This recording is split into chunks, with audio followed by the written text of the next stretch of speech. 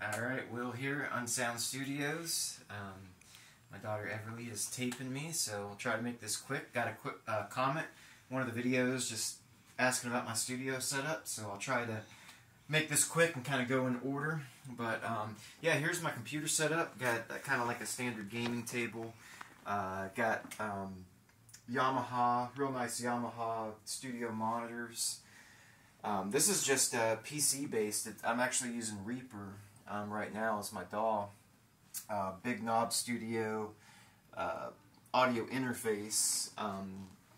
I want to go to a Mac and Logic, so this is probably like the last recording I'm going to do before I invest in the whole Mac and Logic. And we actually got like a I want to say it's like a 3-car carport, something I've been building onto, and I want to enclose a section of it and make that the studio rather than this is just one of the upstairs rooms.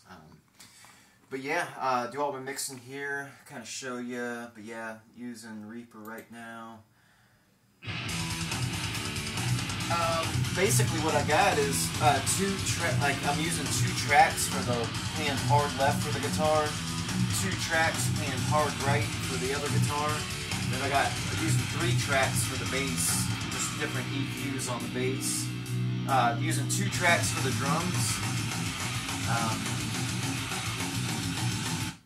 So I'll get into the drums in just a minute. I guess I'll start with the guitars. So yeah, basically, whenever I record I'll record a guitar hard left and a guitar hard right, and each one has 2 channels. And the reason I'm doing that is because I'm using 2 microphones. I'm using a SM57.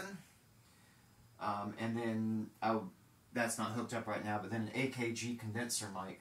So usually, like the rule of thumb is you have the 57 right by the speaker, you have the condenser mic about 3 times the amount away.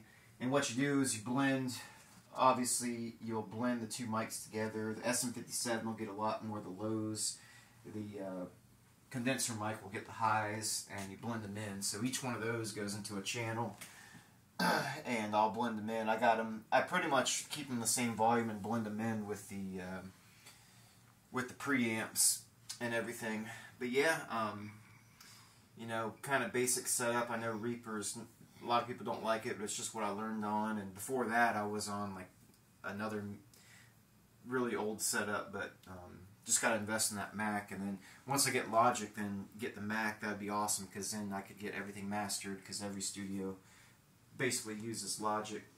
But yeah, so I got 2 amps. I got a Friedman JJ Jr. and then an Engel Artist Edition, 25 watt and 100 watt. We pretty much did like a summer tour last summer with Methadone Sound, and I really needed something that could push 2 412 cabinets, so I got the Engel Artist Edition. Freaking amazing head. So what I recorded here is, I think let me see if I get this right. Okay, the hard left channel is through the Engel, which is kind of a lower distortion channel. The hard right channel is through the Friedman. Then all the solos are through the Friedman.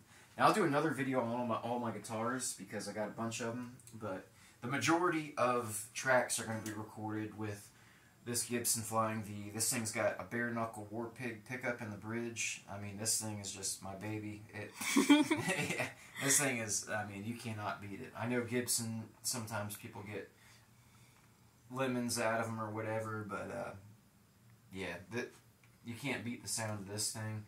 Passive pickup, War Pig, left channel through the Engel, right channel through the Friedman. All the solos. So I'll pan 2 guitars hard right, 2 guitars, when I say 2 guitars, 2 mics, hard right, hard left, and then when I do the solos, all the solos are through the Friedman. And I've been doing the solos on the Jackson, just because obviously the tremolo, whammy bar. This is a noisy guitar. I like the Seymour Duncans. What I want to do is take the Seymour Duncan out, and I got this SG, Iommi SG. These have the Gibson Iommi pickups in, just super dark pickups, so I'd like to put one from the bridge into this bridge and then get it a little less noise, because these blackout Seymour Duncans, they're great pickups, but they're so hot that they're just noisy as hell. So yeah, solos through the Jackson, rhythm guitars, Jackson, Friedman, rhythm guitars through the Gibson, Friedman on the right, Engel on the left. Got pedal board. This kind of changes a little bit, but you got your gate, you got your wah-wah pedal, electro harmonics, reverb, EQ, and boost. Let me see here. Yeah, so a lot of the Method on Sound recordings, I was actually using plugins. Oh, I was dropping the phone. That's all right. But yeah, I was using actual plugins. I was using Amplitude plugins for the Method on Sound, and I just didn't like how processed it sounds. So now I'm doing everything as acoustic or analog as possible with the microphones and everything.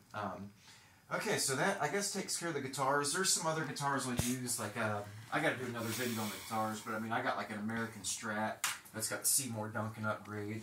This is, I gotta get this set up, but this is the Kiesel. I mean, freaking amazing guitar. Kiesel lithium pickups. Actually, haven't been doing too much recording with this. Kind of saving that for when the time is right. But let's see, the bass. Bass guitar, pretty much I'm using an LTD 5-string. Now, I have been cheating a little bit with this and using plugins. Amplitude was all the plugins I pretty much had. But I do have a Nemesis Eden bass combo amp. So it depends on the song. Sometimes I'm miking up the amp. Sometimes it's going through the plugins. But as far as the guitars, nothing is plugged in. And there's really not many other plugins that I'm using, just mainly EQ. I found myself not really liking compression that much, because once I do all the compression and listen to it on my headphones, it kind of just takes away from the ambiance of the music. So pretty much everything on the plug-in chain through Reaper is really just an EQ. Just drop some of the low, some of the high EQ, drop some at 500 hertz. But yeah, so guitars, bass. Now drums, I know drums are probably the most controversial thing, so I have this Roland kit, and drums were my first instrument, but the sounds coming out of this kit are, horrible.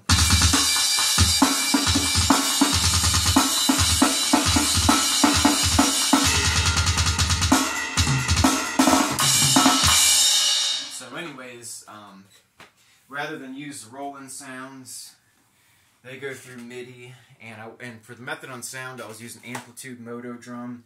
Now I'm using a different program. Just started using it, but I think I've got a good handle on getting the drums to sound good.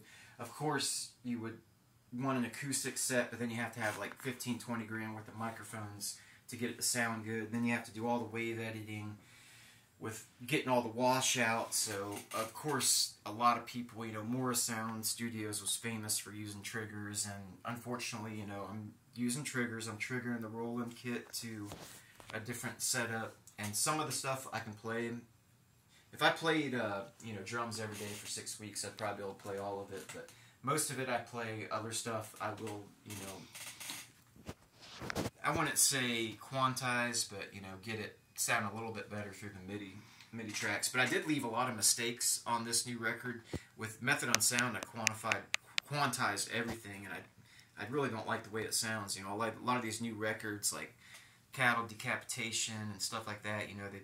They sound awesome the first listen, but then when you realize that there's zero mistakes in it, it kind of ruins the listening experience. You kind of want it to sound a little bit human.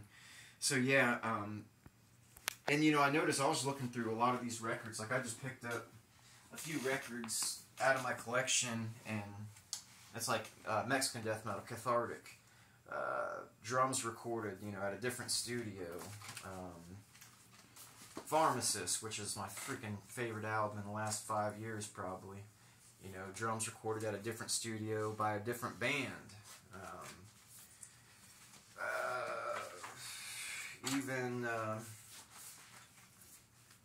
Even Dismember, you look through the credits, drums recorded at a different studio.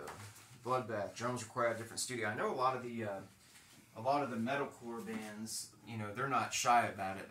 They all use MIDI. I know with death metal, a lot more people, may use real drums, and they'll go to a different studio that has all the microphones for a more acoustic setting.